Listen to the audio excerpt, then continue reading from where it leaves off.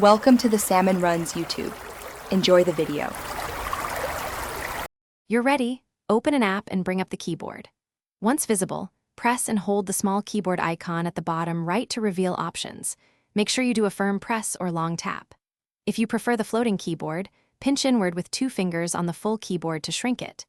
These initial steps let you choose between undock, split, or floating, so start by deciding whether you want the entire keyboard moved down or a smaller floating layout you can drag.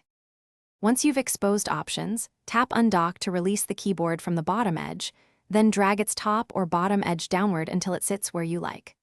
Alternatively, if you use the pinch gesture to create a floating keyboard, touch its gray handle and drag anywhere on the screen.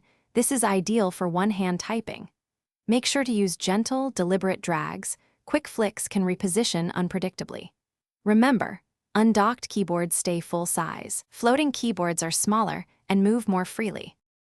Finish by tapping outside the keyboard to confirm placement and type a quick sentence to ensure it stays. If you want to restore the original bottom keyboard, long press the keyboard icon and choose dock, or expand a floating keyboard with a 2-finger outward pinch.